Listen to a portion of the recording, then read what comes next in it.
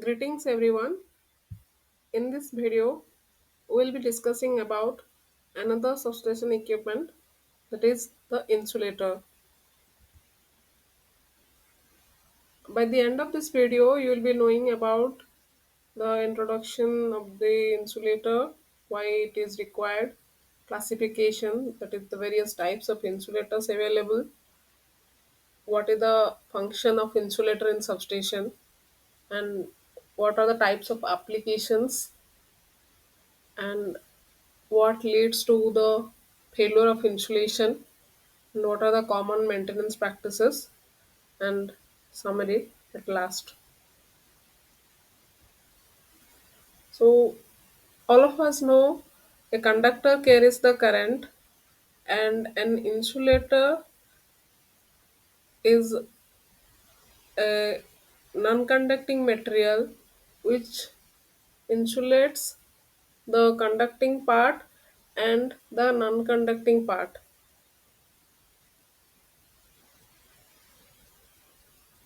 And the basic purpose of electrical insulators is to provide both mechanical and electrical fixing of conductor.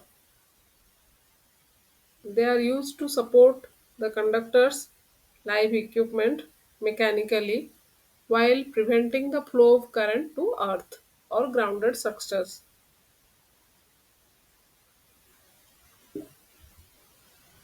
So based on material, there are basically four types of materials are used as insulator: porcelain, glass, polymer, and PVC.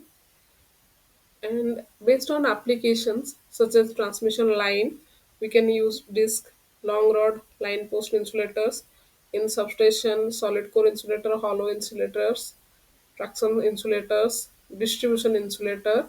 You can see the various types of shapes of insulators, and they are used depending on the basic insulation level and purpose. As I said, it prevents the current leakage to the earth. It supports the bus bar, conductor, and equipment that provide the mechanical strength, maintain clearance, and withstand environmental stress, that is the rain, dust, pollution, wind, and temperature variation.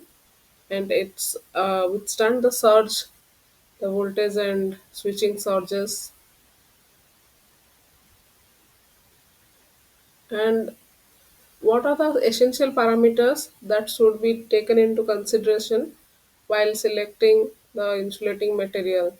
That is the basic insulation level, pollution level, mechanical strength, and fixing methods, like where we are using for what purpose. Then the fixing methods are required, material for end fitting. Here you can see the possible points of use of insulators at outdoor substations, that is bushings for transformer, surge arrestor, circuit breaker, CT, voltage transformer, that is the PT, and bushing of distribution transformer, cable terminations, etc. These are the various parts where the insulation medium is required, and these are the types of insulator required for this type of equipment. That is for support. We are using most of the time post insulators in bus bars, isolators, and PT, CPT, that is the hollow core insulators, composite or polymer insulators, and at the entry point in the substations, strain type or suspension type insulators are also used. The latest trend is, like, still in practice, are the long rod insulators. Earlier we were using disc insulator. Due to several advantages of long rod insulators, they are also very much popular from voltage level from 33 kV to 1200 kV. And unlike the disc insulator, the long rod insulator can sustain the static and dynamic load, including the wind load, ice load, and conductor galloping, as well as the short circuit process. And compared to the earlier one where cap and pin type disc insulators, the performance of long rod insulator is very much satisfactory, and the failure and flexibility of this type of insulators has been tremendous. Similarly, now the composite or polymer, silicon polymer insulators are getting more popular because it's lightweight and has better pollution performance compared to our earlier porcelain type insulators.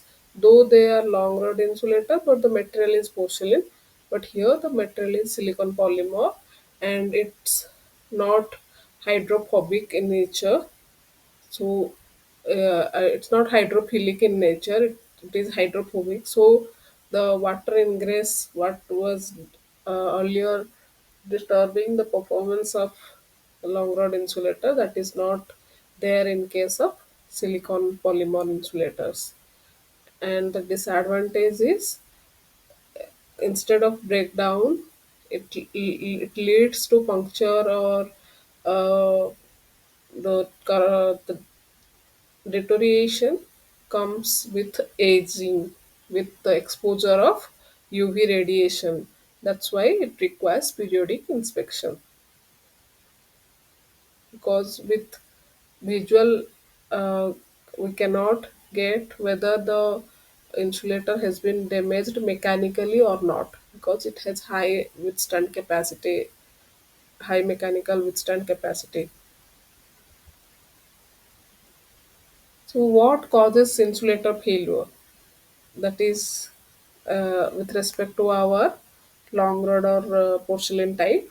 So the porcelain type, the metal body steel fitting arrangement that are more prone to the climatic conditions and the contraction and expansion during heat, rain, and winter season, that leads to cracking. Then if the material is defective or with aging, that get damaged. As I said, porosity, the hydrophilic nature of porcelain leads to moisture ingress and absorbs the leakage current, and the current will start to path get path in the insulating medium, and it leads to failure of the insulation.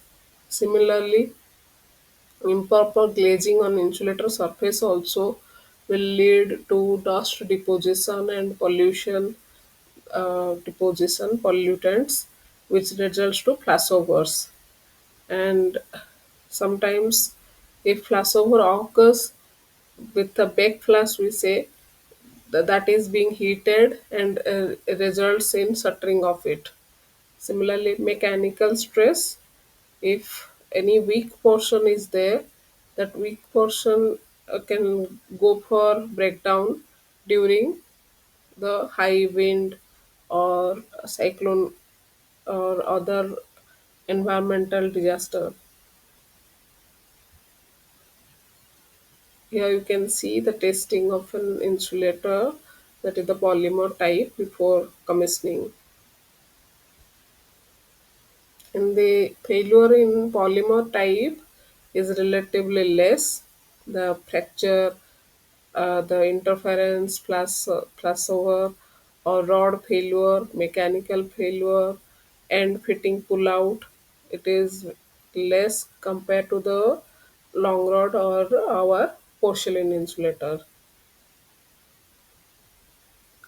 So what we have to do is to maintain better insulation and to maintain the reliability of the supply. The thorough patrolling is required to see the pollution on the surface of the insulating material, flashover marks, broken insulator, checking of arcing horns, annual maintenance, outline maintenance, and pollution survey. If the area is more prone to pollutions, air pollutions, then this kind of survey and patrolling is very much essential for maintaining the reliability. So in this video, we have come across different types of insulator that are used in transmission and distribution systems. And the major cause is the flashover. And the second cause is the coastal or industrial pollution, the salt deposition or chemical deposition, and which leads to the failure of the insulating medium and at last the electrical system. So thorough monitoring and testing leads to establish a stable system, and I avoid unpredictable flashovers of the insulators. Thank you for the patient hearing.